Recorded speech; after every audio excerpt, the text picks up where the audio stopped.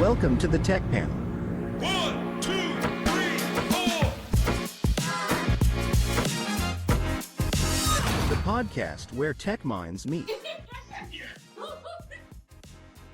Oh, hey, before we get started today, don't forget to subscribe and ring that bell.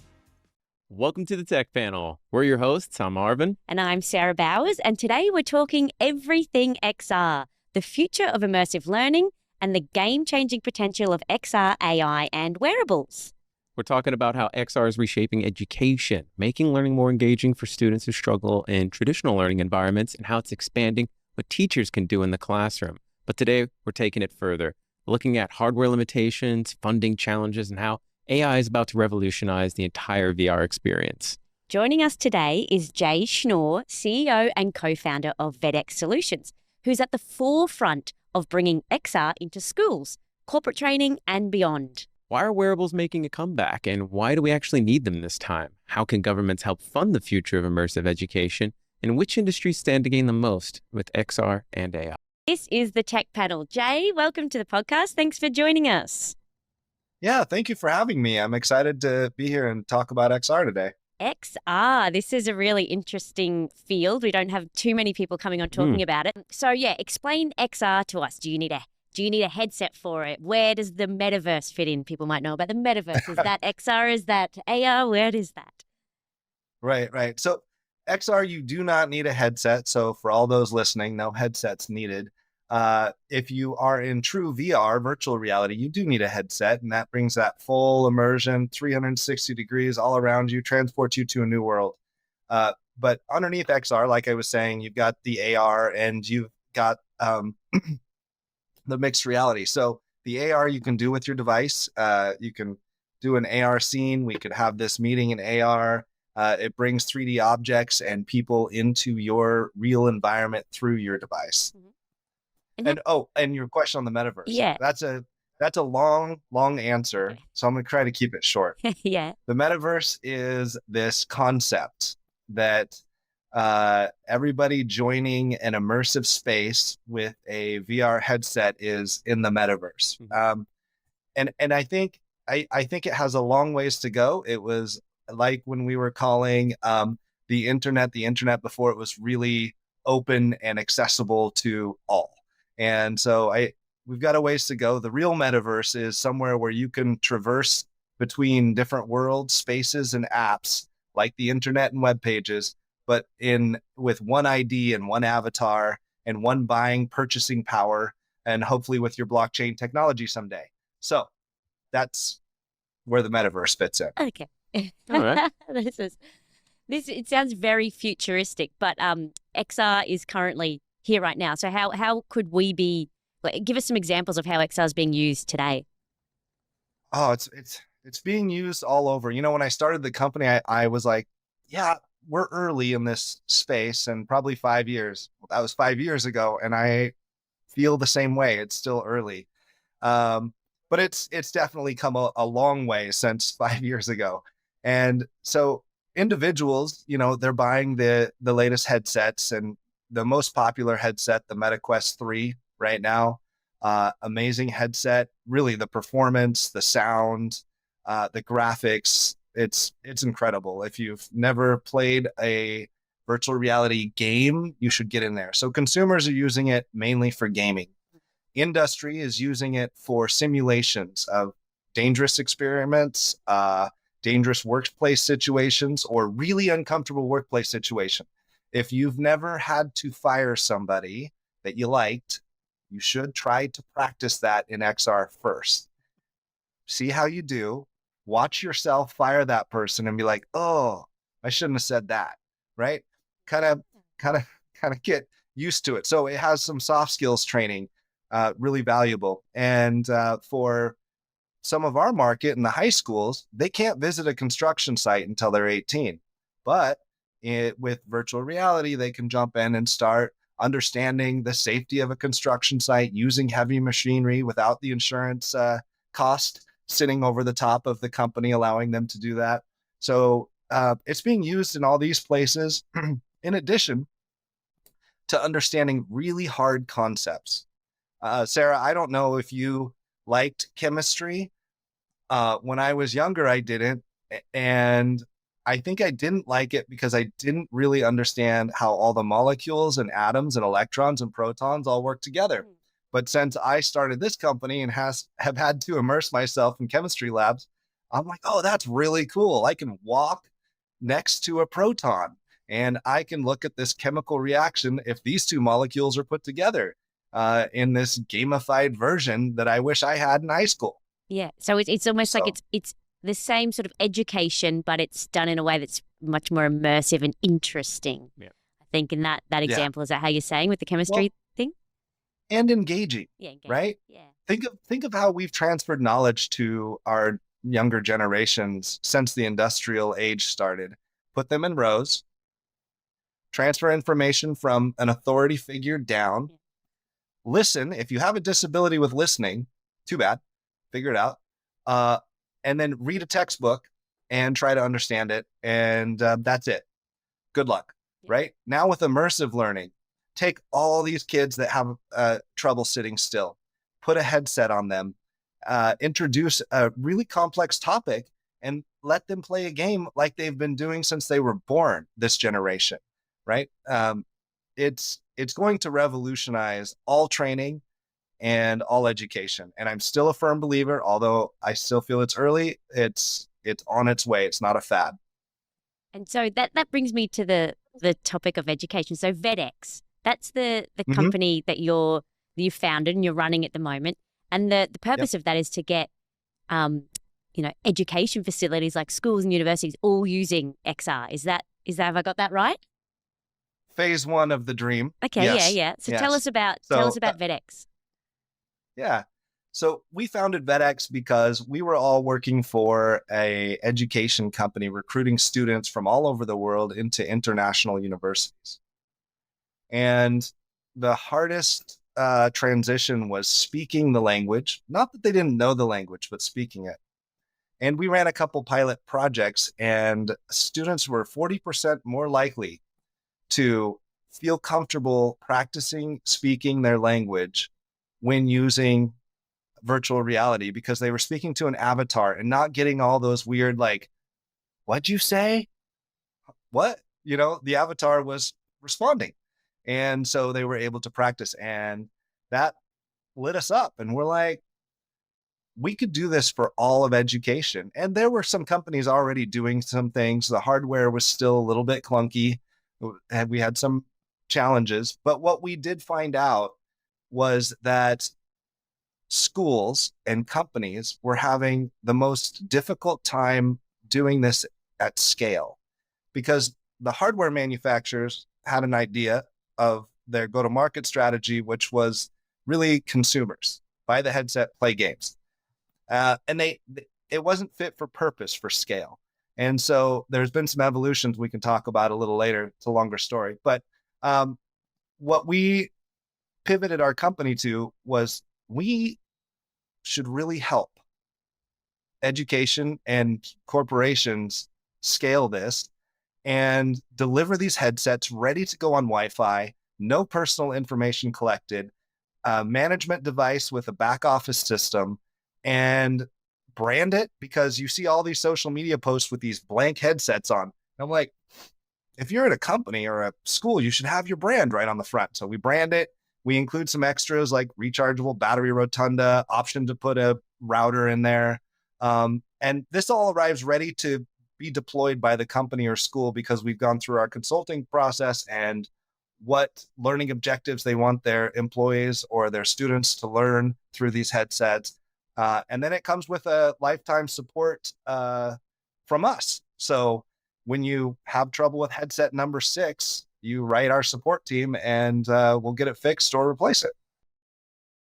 And so you're supplying the product, like the headset as such, or are you developing the software for education as well? Tell me a bit more about them. Still trying to Yeah, so understand it. that's a question we get a lot. There's a lot of software developers out there. And so you'll see, just like an app on your phone, you see an app developer and they're like, how do I get this out to my audience? And how do I get it deployed? I don't want to deal with distributing cell phones, right? I just want my app to get out there. So we take on all that job, and we've signed a multitude of contracts with app developers, or what we call ISVs. And so we integrate their applications into the specific learning solution. So when you visit VEDX website, you'll see we have specific kits. Kits made for a variety of different topics, from soft skills to CTE, healthcare, nursing. And within those kits is provided that's like that software developer's kit that we've put together. And then that lands ready to scale at the corporation. So you don't have multiple vendors trying to put this XR piece together. We take care of it all. Interesting. And you said your primary focus right now is on corporations and education. I understand the education background, given the fact that you had a little bit of testing there, but what led you to thinking we should roll this out across big companies? Well, like I said, our roots are in education. And as we were doing education, we were getting some calls from workforce and job seeking boards where applicants wanted to practice interview skills. And the workforce center, like Job One down in New Orleans, said, we have this class come in every 15 weeks of people seeking jobs and they need help. And so we're like, oh, okay, so let's build a kit for that. We deployed it there. And then we began talking with some other companies that were trying it out and not sure how to scale it or what to put on it or how to manage it when they checked it out to employees, or should an employee have their own headset? Like all of these questions that come with it. And so we pivoted to open up to corporations, because fundamentally our product is XR integration with these kits and the support services. So it crosses all market lines. And in corporations, how are they using XR? Like, are they using it for mainly training? Like you said, if it's nursing or police or something like that. Yeah, what are they using it for? They're using it for all kinds of things. Bank of America deploys virtual reality for training tellers. Walmart has deployed virtual reality for training floor people. It reduces training time by almost 70%. So well, you just don't gotta pause read there and think about the cost savings from a corporate training. I don't know if either of you have sat through one of those jobs where your onboarding was a series of videos. Yes. And it was bad actors from 10 years ago Oh, yeah. telling you about OSHA safety or protocol. And you're like, oh, what am I going to get through this? How about we take that and we put it in real life scenarios so that when you're finished with your onboarding, you've actually gone through and made a customer upset, but not affected the brand's identity. How many people are just not going to know about those videos? Do you remember, like, hi, I'm Dave. I'm going to walk you through sexual harassment in the workplace. Yeah. It's just ridiculous. And then you've got that annoying quiz at the end, and Yeah, you're like, that's I'm it. like, skip. Da-da-da-da. Oh, the quiz. Yeah, it's pretty self-explanatory. That's exactly right. They'd even have, like, if you passed it, Yeah. great job. Yeah, you didn't pass it. Do it again. Yeah, Okay, that's that one. exactly. Yeah, I say so. It's mainly being used for that sort of that training and Mm-hmm. onboarding. That makes so much sense. And one of the other really big factors, especially for construction companies, where safety is at the top of their list for a variety of reasons, for the right reasons and for the insurance reasons, cut down on safety accidents, because you can read about what to do in a situation. Say, like, one of our deployments is to electric company here in Oregon. And what we were working on for them was, what happens when a lineman gets electrocuted? You have about 30 seconds to call 911. And how do you get them down off the boom? You could reenact that and put it in a video, but until employees actually have to go through that scenario and feel pressure, they don't know how they're going to react. A lot of people freeze. So put them in virtual reality, tie some analytics to it, and make them go through it 3 or 4 times. So when they're out with your friend or family member, you know that they're going to be safe. I'm just like imagining, my mind just went to building industry, like someone sawing their finger off and there's gore everywhere, and you're I'm like, oh my serious. God. Yeah. Yeah. Oh my God. Okay, I'm not gonna I'm going to remember to not do that next time. Like that would make Yeah. you remember to do the safety I'm protocol. 100% guilty. When you were talking, I was literally playing in my I was like, mind can you imagine like all the videos that safety you would see. scenarios and you're like, well, that could be really impactful. I think about all the cool ways you could use Yeah, this, right? yeah. Like I think one of the number one problems plaguing the workforce today is that people have no idea what they want to do. You have to pick it, and you usually have to stick with it once you go through university, because who's got another 4 years laying around and another $80,000? How good would it be if you could just put on a VR headset and they're like, oh, you want to be an eye doctor? You want to know what it's like Do every this for a day? day. Yeah, Just- that's kind of cool. Yeah. I think it'd be so Well, cool. Get a hold of us. We have a career exploration for you. Is there? Is there? Is Really, there? yeah. Yeah. So, are all of these, I guess, apps or is this software already out there? Is it? Are people making this custom for each corporation, or is there like already sort of training stuff for, the nursing industry or the building industry or something like that? Is there already that stuff out there, and then you just kind of click into it like a game and kind of act as a character? Yeah. How's it work? Yeah, so great question.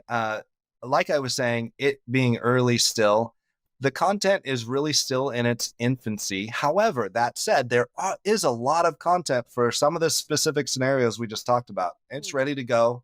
It's off the shelf, and it's got analytics built in, back-end dashboard for the organization to track completions by their employees, et cetera. So it doesn't have to be custom built. Now, that said, there are things that have to be custom built because it's just not there yet. Yep. We're working on a application. I don't know if I can talk about it out loud, but it's a custom application where it's integrating AI into an XR experience, which you will see a lot of over the next few years, where avatars have an AI personality trained as your manager or safety trainer and will react to your emotions and your answers as if your manager were right there. So previous to AI, you had to script all of this into your program. And then if you changed, you had to go back and re-script the avatar's responses. That change alone has really opened the door to make this technology ever present.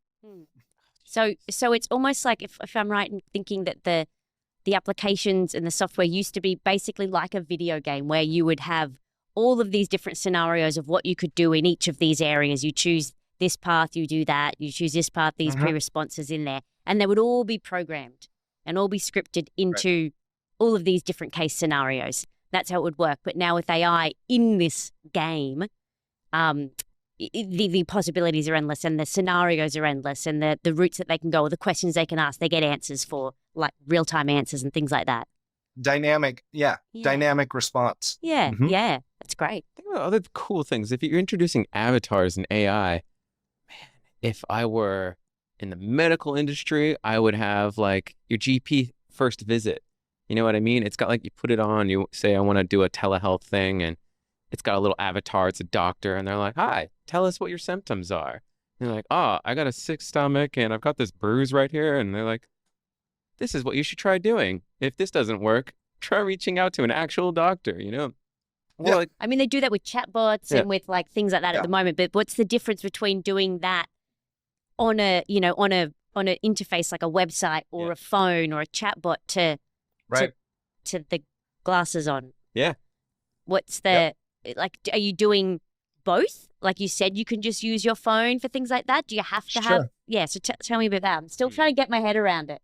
Like, what's the difference between just would I really want to put the goggles on? For a more immersive No. experience?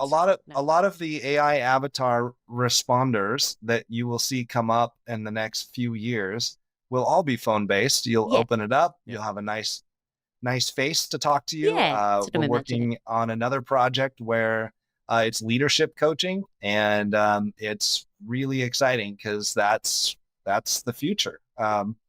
Chatbots are limiting and frustrating, to be honest.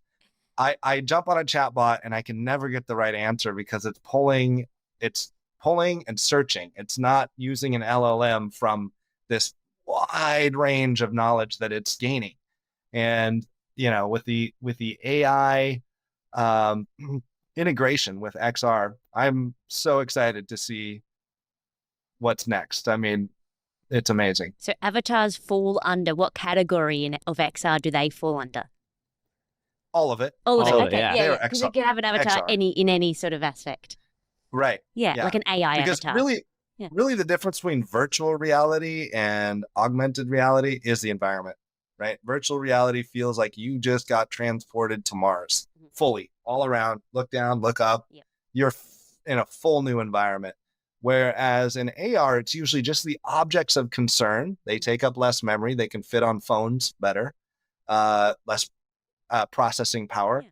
And so you can bring that object. I can bring the little small engine here in front of me and snap things off, and it's sitting on my desk, right? Or you can use this in the workplace for tech support, where somebody is still new with this new model of engine, and they need to repair it, and the AR can help them walk them through it. Yeah. But fixing. Augmented reality is also everything that everyone's doing on their phone, like putting a little picture of like a cartoon face on their head, on their camera, stuff like Snapchat that. Yeah, filters and stuff. yeah, Is those- that kind of That's the consumer fluff. Yeah. okay? Yep. That's what if you're listening and you're like, I still don't get it, that's augmented reality. Yeah. Oh, Yeah. True. Right. You're like right. interacting with something that like real life, but through a camera always, right? Is it always going to be through a camera or a lens of some sort there? I don't necessarily think like if we were having this interactive conversation and changed our faces, we would need the camera. But if I'm talking with an avatar on the phone, the avatar doesn't need to see No. me. Okay. Yeah. Great. Yeah. It's- So that's just It's taking my speech, translating it to text and responding in text, and then translating that back to speech to Yeah. me. So it needs no camera. yeah. Okay. True. That's True. and that's still augmented reality as well.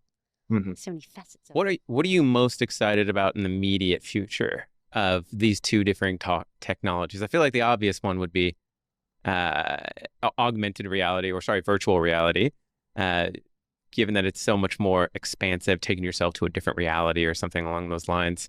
But is augmented, given how much easier I imagine it is to develop, the more exciting one to be working with? I think that I'm excited for both augmented reality and virtual reality environments that are coming.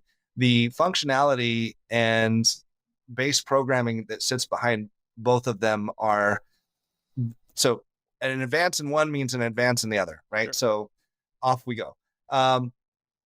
When you ask me what I'm most excited about, and you said in the near future, what's near? Like 1 year, 5 years? Yeah, true, I guess. Yeah, let's go with 5 years. Like, I guess I still 5 wonder, years. right, with the headsets, that's always Yeah. going to be the limiting factor. I feel like everyone Nope. wants to do virtual reality.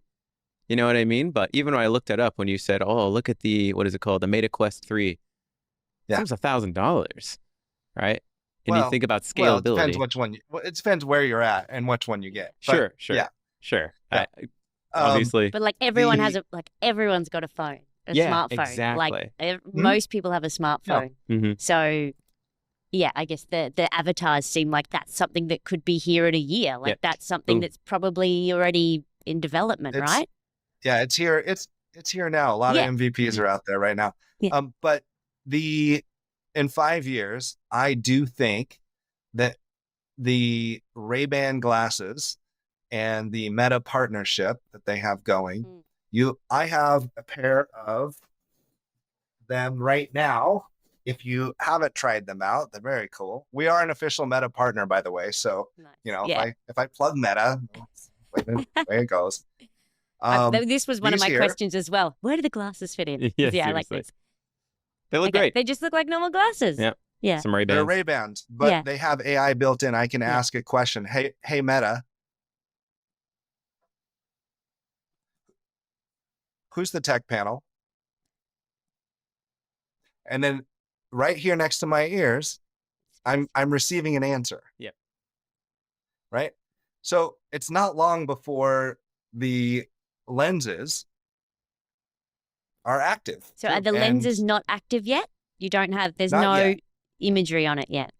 Not yet. Yeah. But you asked me 5 years, Yeah. we won't have goggles like the big VR headsets. Think about when cell phones, Yeah, the big well, I chunky don't know cell if you, phone, and it gets like I don't, smaller and yeah, you smaller, remember right? that? It was Yeah. like a satellite phone. I remember my dad when I was a little kid had that thing, and he like had it in the middle. I was like, "What is that?" He's like, "It's my cell phone." You know, I'm like, "Your cell phone? It doesn't look, or mobile phone? It doesn't look real mobile." You know, like that's the goggles today. Yeah. So I mean, it's even gone down from cell phones to like the watches, and the watches, the Apple Watches, there's so much you can do on this tiny little screen, so much you can fit into it. Like, it's surely going to be there in those glasses. I feel like the memes are going to come back where they just troll everyone wearing these. Do you remember like when Bluetooth first came out and they were like, look at that loser wearing a Bluetooth earpiece? And there's always like the salesman or the businessman that was way too busy or not busy enough. I don't know. Do you feel like we're going to have a resurgence of everyone just wearing earpieces in the near future where we're always kind of plugged in? it's it's interesting question. It's one of those that has the positive answer and a negative answer. It's like a Black Mirror episode. Mm. Or is it the fact that we've enhanced our ability to communicate and know knowledge and be so much more efficient at our tasks? Yeah. And then the reverse is, well, does that just mean we have to do more work? True. We were having this conversation with someone recently who's basically integrating AI into workplaces to, improve efficiencies and things like that. And I'm always like, everyone just gets scared of doing more work. So it's just it's an efficiency economy. We all, if you free up time from menial tasks, you do more work, you do this. So yeah, there's always that conundrum. I think AI is going to be, I never thought about it till now, right this second, but I feel like this is the real thing that's going to take VR to the next level, because with VR where it exists right now, it's like whatever the person has coded in there, that is the exact extent of whatever its capabilities are. But if you just plug in AI, it's like it could just automatically adapt on the fly, create new environments for you and things like that. That'd be way more interesting to, I think, to the average person. Especially if you think about it. Oh, sorry, go ahead. Oh, they're super interesting. There's a couple of companies right now that can create 360 video images with the AI, and you're training, you cut down on all of your film production costs, right? Like before we had to go out there and take our 360 cameras, film, right? Now, I mean, literally now you can do an image with the AI of that company headquarters. Sure. Great. Even the school environments, though, how cool would it be like if they're like, we're going to learn about the Roman Empire. Put your headsets on, everyone. Boom! You're in the Roman Empire in the middle of a gladiatorial fight. Or any of these like crazy things that are happening. Just like history lessons, like you travel anywhere in the world. I remember even, just games would allow you to do that. Like, video games would allow you to see that world and explore that world in terms of gaming education. And I still think schools over here, they don't use enough of that already. Like there's not even using that on the screens. So yeah, I think schools have a long way to go. Check out that Mind Flight 7. Yeah, Mind Flight 7. Melbourne. Mind Flight 7 in Melbourne. So what are they doing? Like gaming gaming education in schools, or what are they doing? Oh, they've got it down. VR can be expensive, but no more so than a computer room or a computer lab. However, the educators are still kind of catching up with, just like we're having this conversation. They're like, oh, what? I can do that? Yeah. Do I want to purchase that? I'm not sure yet. So Mind Flight 7 is doing excursions. So they allow a school to bring them in for the day, put their students through educational content that the teacher wants to see. They do that a couple of times and the teachers start getting used to it. And they're like, oh, yes, send me a kit. Yeah. Send me a kit. So, they're doing it right. Back to VEDX, your company. So you're primarily like selling these kits, and you can have the kits preloaded with educational style software. Is then how you kind of keeping up with technologies in terms of AI and things like that? Like, are you then updating them with new Yeah, we have. apps, or like how is it all working from that point of view when it's such a physical thing that you're providing? Well, it's hardware and software. Yeah, So it's we brilliant. have to stay up every day on the software. And the pace at which the AI XR industry is moving right now is blinding. Mm. It is crazy. A new startup pops up at least once a week, a new piece of technology that's filling a gap. I mean, it is incredible. And AI has increased the speed because of the coding Yeah, capabilities, you can code right? like So, live coding oh, almost. Like it's so quick to get something out. Yeah. yeah. Yeah. So keeping up with that, we keep our eye on who we think is going to have the best technology for our customers, and then go into an agreement with them for their niche. And we try not to carry competitor software, so that we are picking only the best for the customers that we serve. Yeah. Well, that makes sense, I guess. If the customers are education facilities, they don't have the time to Mhm. be testing everything out themselves, or training their staff on how to use this and then how to teach that to the kids to use and all that sort of thing. So you are kind of that curator doing that for them, and they Yep. trust in you and they trust that you know what their needs are. So then you're doing that for them. That makes a lot of sense there. And we have a bespoke development team. So if they say, "Hey, Jay, I want to create this app," then we go down that road. Yeah. Yeah. Which, do you find that's the most common thing? Do people say that I would want that, I need it for this, I or think do you find there's enough out there? at the corporate level, yes. Very specific things, privacy, private server, want to own the IP, right? They very, very bespoke stuff on the corporate level. At the educational level, they don't want to own the IP. They just like, this is what I want done. And so um, a lot of times we have to go back to some of our off the shelf providers and be like, could you make this Mm. scenario suggested by this teacher? Is there an entry level for education facilities where you don't need the headsets? Like, are you going in there and saying, hey, let's use these, I guess, this software on your interactive screens or on your iPads first? Yeah. One of the best pieces of software we found for grade 7, 12, Mhm.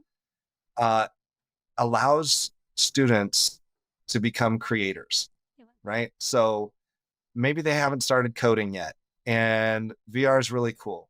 So the STEM teacher will bring in this coding class through STEM Forged and run through the curriculum. They make a VR game. Then all of their classmates can see that VR game, and it gets better. Okay. So once they've made that VR game, other teachers or other subjects, let's say a history teacher, is like, can you make that VR game accommodate my history lesson? Yes.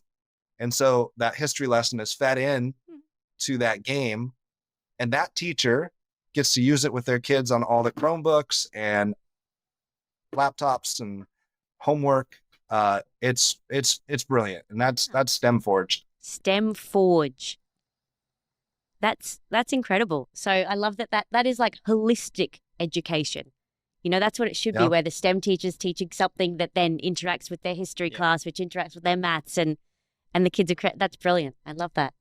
Yeah, it is. It's absolutely brilliant. And at the university level, there's another software for creators, and it's used at the high school level also. But what was really interesting is across Indonesia, right? They don't have headset deployment, but they have the ability to create VR and AR experiences for the phone on a PC, a normal PC, not a gaming PC.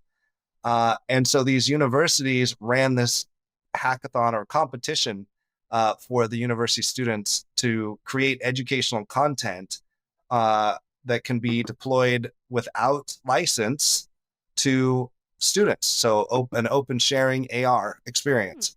And that company's name is Fectar. Which one? Fectar. Fectar. That's not what I heard. I heard vector. Yeah, Glad I you was like caught that. vector. Wait, I read vector something else, I think. So Fectar. That's Yep. really cool as well. Do you just feel like your childhood was robbed? No, I feel like I'm reliving it. Yeah, yeah. Now, there's always going to be like counter arguments, right? Like Yeah. of should kids just be kids? Are they already involved in too much technology? But at the same time, this is what the world is going to be moving forward. So yeah, I think that adoption of technology or doing it in a way that is educational and supporting it. Like what do you say to the people that say, let them be kids, they need more time outdoors, they don't need this much technology? I agree. I think every kid needs to be outdoors like as much as they can. When it comes to learning, in fact, if they're learning faster, they can be outdoors more, right? So if they're not stuck inside having to understand a topic from a disability or just plain boredom, they engage in the topic and get it. Because every educator just wants their learners, their students to understand what they're teaching. And if that student can do it faster than what they've traditionally done, why aren't we using that?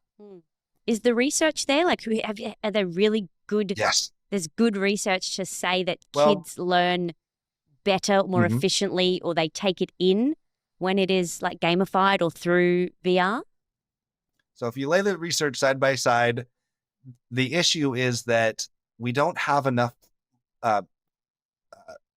instances and time period to definitively say this, right? Because you need 15 years of hardcore, research around outcomes, effects, engagement, etc. If you look at the short-term research, a student that goes into virtual reality to learn a topic and engages with all 5 senses has a 70% higher long-term memory retention of that subject.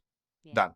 And retention rates have to go up as said. well. That's great. Yeah, well, that's short-term research, but that's great short-term research. And you get it, I guess. But at the same time, it's like, there has to be that long-term research, or is it too stimulating for them? Are they then not learning in these other environments, all that sort of stuff? Just the other side of it, correct? That absolutely. We don't know and I enough don't about think that I'm yet. I don't think in any way I would advocate to have your entire education done in VR. We need teachers. And you were asking me earlier about sort of my vision of what all this is and where it's going to go, Arvin. And I think for me, this is phase 1, right? This is get people used to the technology, see the benefits, fix the things you can along the way to make it more effective, create more content so that it's aligned with learning standards or training standards in the OSHA safety record. That's phase 1. Phase 2 is to deconstruct the industrial revolution's style of education we have. That's my dream. That's my passion, right? Teachers today, my wife was a teacher, quit after 4 years because it was just, overwhelmingly terrible on her life. And because she was just overwhelmed with all the grading, the parents, that just the way we've done industrial education, it's not working anymore because our generation, more and more people are getting ADH, but it's because they're learning faster, they're quicker, right? And you might argue, well, they're not going as deep. Maybe, but ask them a question, see if they are.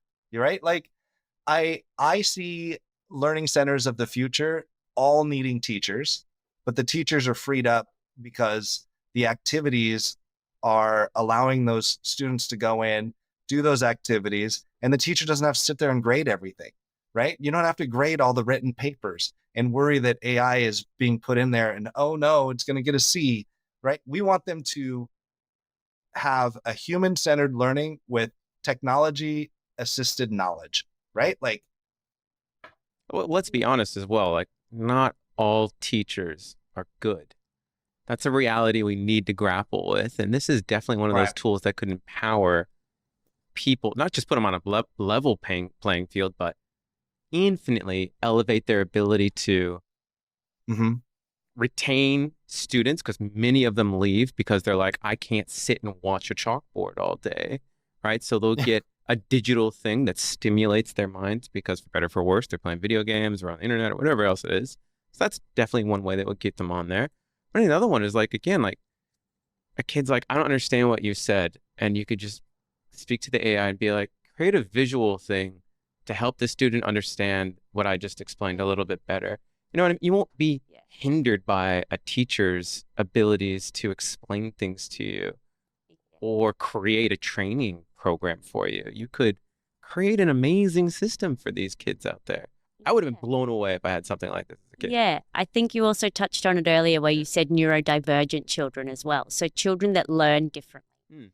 I think, there's something in tailoring, this sort of stuff for students that learn differently as well. And it's not taking away time from that teacher. It's maybe giving them this device and this specific software that's tailored to that child, that has the colors or has the language that is going to speak to someone that is neurodivergent, that may be dyslexic or maybe has ADHD or, a form of autism or whatever it may be, then, it's almost like each device, each, pair of goggles or whatever it is, has the software built in that can be tailored to that child's learning. Mm-hmm. What if you were sick? You just couldn't make it into school.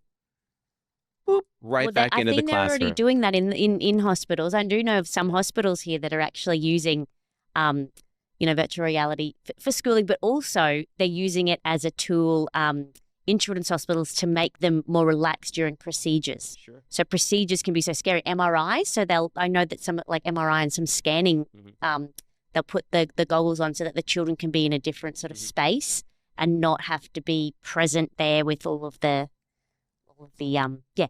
scary sort of, confined spaces and things like that. So they're already trialing a lot of that stuff in some of our children's hospitals here in Australia. Let's talk a little bit about the challenges. I think we're talking a lot about the pie in the sky stuff. What are some of the realities we're dealing with on the ground, especially from your perspective, right? Obviously, the hardware is where my mind goes immediately, but what about for people that even adopt the system? What are mistakes people are making when trying to roll these things out? A lot.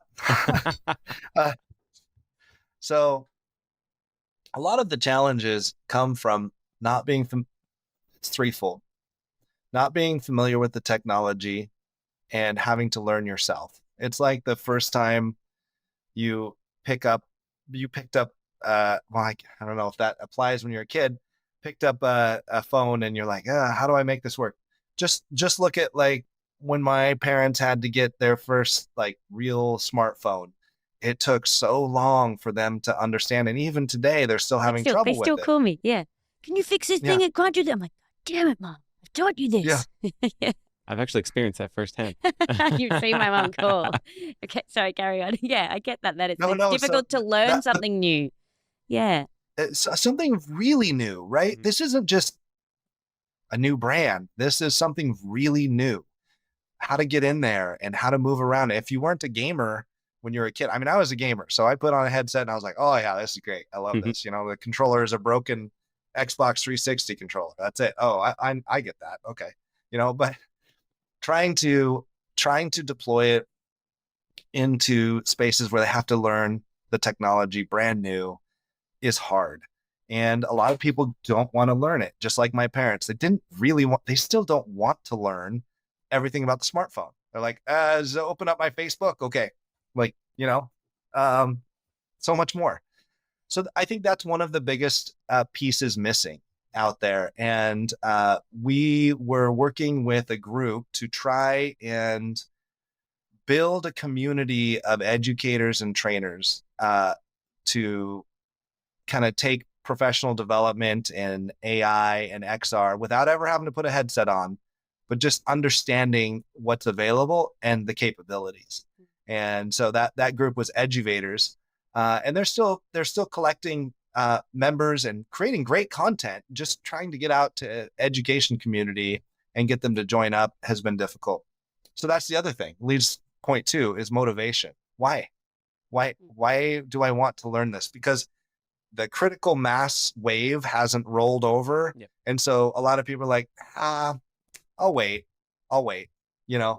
And again, that's why I said we're still early in this scenario. And number 3 is the hardware producers that I mentioned earlier are finally catching up to prioritizing education as a vertical that will be part of that tidal wave, right? I think for a long time, the go to market was hit the consumers with all this cool technology and see if they get it. Well, if the consumer isn't using it in their school and their workplace, you're just expecting them to put on goggles for a game. Oh, I don't know about that, right? So let's bring it into the workplace and make it very usable. And then everybody's going to want one because they don't want the company headset. Yeah. Who wants the company laptop? No, you're going to go buy your own, right? And access the software. So I think the hardware producers are really finally catching on. As of 3 weeks ago, they signed Meta now allows for the device management to be put on by a third party.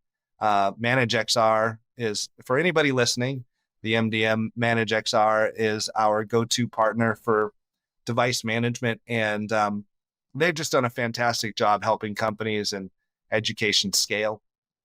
So that's really the third piece. So you've got the don't know how, don't want to, and then is it ready from the hardware, software, UX perspective?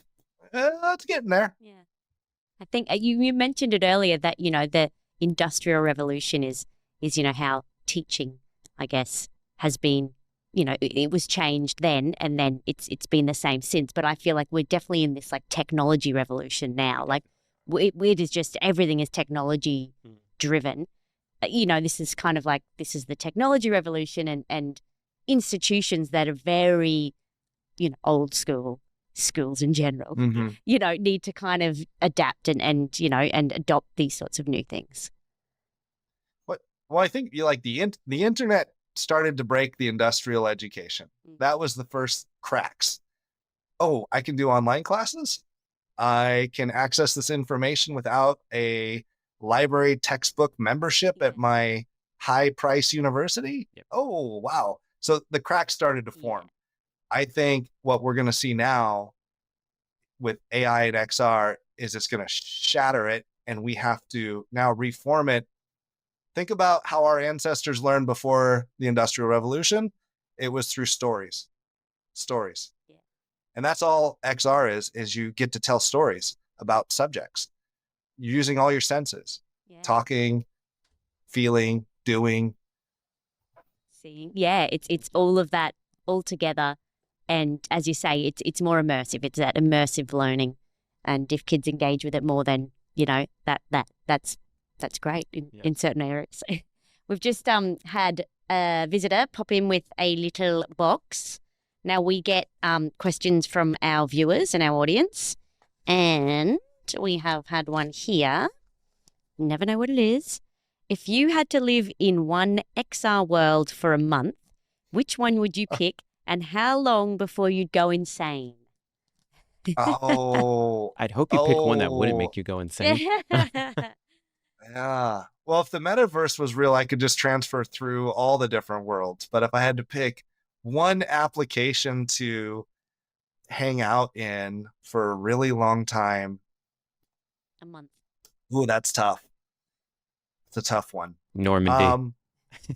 I think I would choose one that I could continue to create new worlds as I got bored. And so, Yeah, love that. actually, one of the largest content producers, I'd want lots of content. So I'd choose Victory XR today. Yeah. Right now, for an educational platform and a social platform and the ability to create worlds while I was in there. Yep. I like it. What about you, Sarah? What would you do? Oh, I have no idea what I would do. Really? No, I don't know. Oh, man. I'd immediately get sucked into like 1967. I'd be going to like any of those massive concerts that will never happen for the rest of our lives. Go see all the great big bands. I don't know. I'm still like, Come on. I've got to get used to it. Woodstock. I don't know. Yeah. Just go to Woodstock. Just go to all the music festivals. Oh, somebody ought to recreate Woodstock That's what I'm in saying. Yeah. virtual reality. That would be Go do so that. cool. That would be so awesome. Yeah. Oh my gosh. All of the great We concerts. can do it. We can do it now with AI, like recreate Woodstock scene and place all the avatars with the costumes of or the dress of that era. Yeah. Oh, that'd be so cool if you could dress yourself up in it as well. Yes. I can't believe you have So no for idea that, you'd want to get to. What was that? That one question there is, if they really want to see somebody that spent 48 hours in the metaverse, just look up on LinkedIn 48 hours in the metaverse, and this futurist person, Briar, goes to all of these different technology spaces, microchip, metaverse, and she spent 48 hours in the metaverse straight. That is wild. That's Yeah. insane. I think that's bordering on probably on the healthy. On the insanity level, but that is interesting. Yeah, yeah. We're going to have to wrap up shortly, but we always like to ask every guest, what is one piece of software that I guess you couldn't live without? So what would be something that you, love and spook?